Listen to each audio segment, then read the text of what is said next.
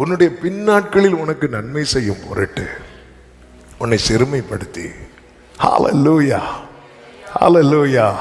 கர்த்தர் உங்களை வனாந்திரத்துக்கு கொண்டு வந்தார்னா உங்க ஃபியூச்சருக்காக தான். ஆமென் சொல்லுங்க பார்க்கலாம்.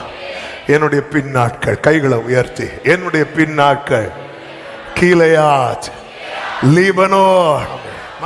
உன்னை சிறுமைப்படுத்தி உன்னை சோதித்து, அடுத்து பாருங்க, கொள்ளிவாய் சர்ப்பங்களும் தேள்களும் தண்ணீரில்லாத வறட்சியுமுள்ள பயங்கரமான பெரிய வனாந்திர வழியாய் உன்னை அழைத்து வந்தவர்.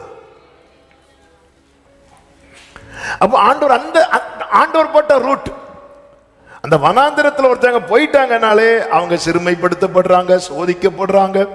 அதுவும் கொள்ளிவாய் சர்ப்பங்களும் தேள்களும் தண்ணீர் இல்லாத கொள்ளிவாய் சர்ப்பங்கள்னா, கொள்ளிவாய் சர்ப்பங்கள் தேள்கள்னா என்ன தெரியுமா? பனிஷ்மெண்ட்.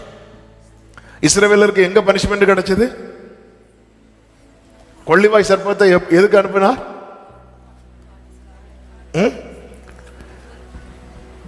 காடை மேட்டர் வேற.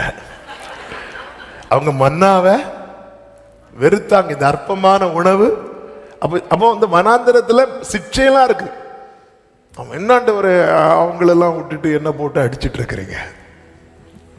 ஆமே, வனாந்திரமே வாழ்க்கை ஆனாலும் கர்த்தரின் பக்கம் உண்டு. வனாந்திரமே ஆமே, கர்த்தரின் பக்கம். கைகளை உயர்த்தி சொல்லுவோம், வேண்டியதை அவர் ஆமே நம்பி நான் முன் செல்லுவே. வேண்டியதை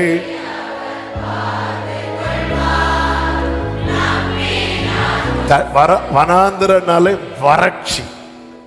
ஆண்டவர் இந்த பாதையில நடத்தும் போது சிக்ஷிக்கிறார். உடைத்தீர் ஒருவா சிக்ஷித்து. தகப்பன் சிக்ஷியாத புத்திரன் உண்டோ? நயங்காட்டி அழைச்சிட்டு வந்தது அடிக்கிறதுக்கு ஆண்டவரே. சில நேரத்தில் ஆமே, சில பெற்றோர் இருக்கிறாங்க, பிள்ளைக்கு சாப்பாடு வாங்கி கொடுத்து விலப்பட வச்சு அடிக்கிற பெற்றோர் இருக்கிறாங்க. காலைல ஏதாவது சாப்பிட்டியா? இல்லை, சாப்பிட்டுட்டு வா, ஏன்னா அடுத்து 2. ஆனா அடிச்சுட்டு திருப்பியும் போய் வாங்கி கொடுப்பாங்க.